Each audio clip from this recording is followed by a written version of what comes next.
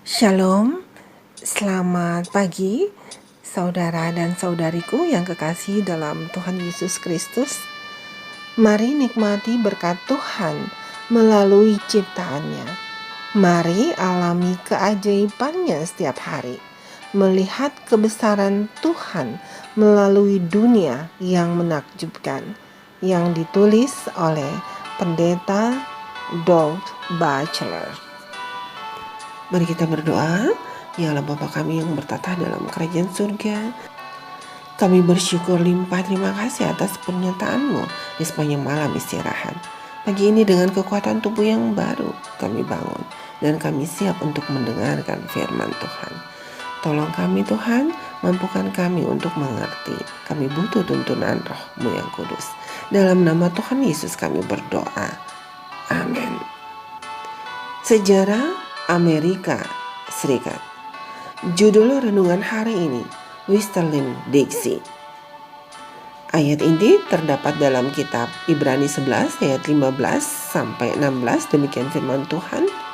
Dan kalau sekiranya dalam hal itu mereka ingat akan tanah asal yang telah mereka tinggalkan, maka mereka cukup mempunyai kesempatan untuk pulang ke situ.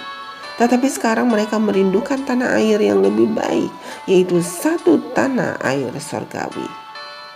Sebab itu, Allah tidak malu disebut Allah mereka, karena Ia telah mempersiapkan sebuah kota bagi mereka. Saudaraku, pada tahun 1859, Daniel Emmett, seorang penyanyi New York, menulis sebuah lirik lagu yang menarik yang popularitasnya melanda seluruh negeri.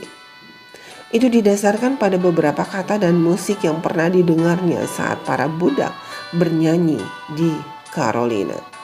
Budak-budak ini telah menyanyikan sebuah tempat bahagia yang disebut Dixieland, dan Emmett memanggilnya lagu Dixie. Itu langsung menjadi kesuksesan.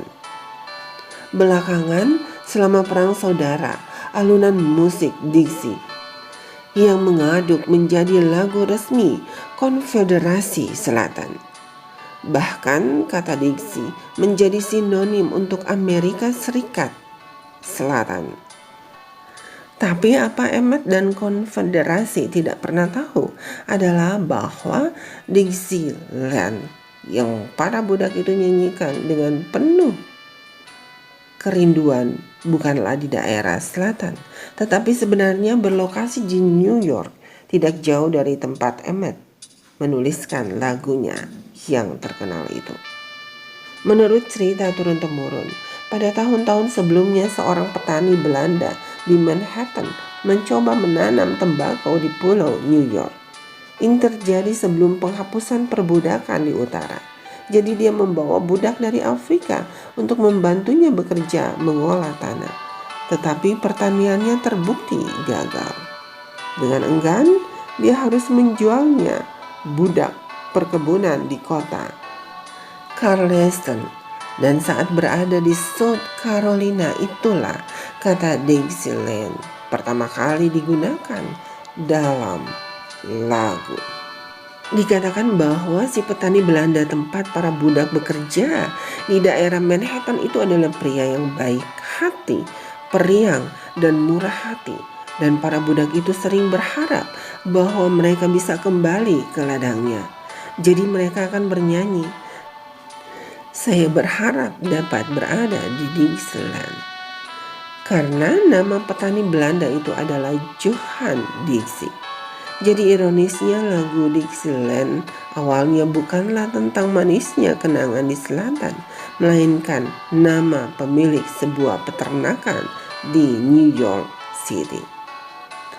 Saudara dan saudari, tahukah saudara bahwa ketika Alkitab berbicara tentang para bapa bangsa yang merindukan tempat di tanah Kanaan, itu tidak ada hubungannya dengan bangsa Israel? Siapapun yang hidup untuk Tuhan dan menerima janji-janjinya memiliki pengharapan untuk masuk ke negeri yang lebih baik, kerajaan surgawinya. Firman-Nya menjanjikan itu karena Ia telah mempersiapkan sebuah kota bagi mereka. Dalam kitab Ibrani 11 ayat 16. Doa kita hari ini, terima kasih Tuhan atas renungan yang baru saja kami dengar, yang membawa harapan pada kami bahwa janji-Mu pasti. Engkau telah menyiapkan satu tempat yang indah untuk kami masuk ke dalamnya, yaitu kerajaan surga.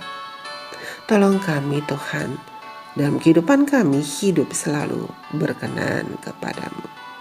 Manakala kedatangan Tuhan yang kedua kali, kami diangkat untuk masuk menempati tempat yang Kau siapkan. Terima kasih Tuhan, tolong dengar doa kami. Dalam nama Tuhan Yesus kami berdoa. Amin. Demikianlah renungan pagi hari ini. Tuhan Yesus memberkati. Amin.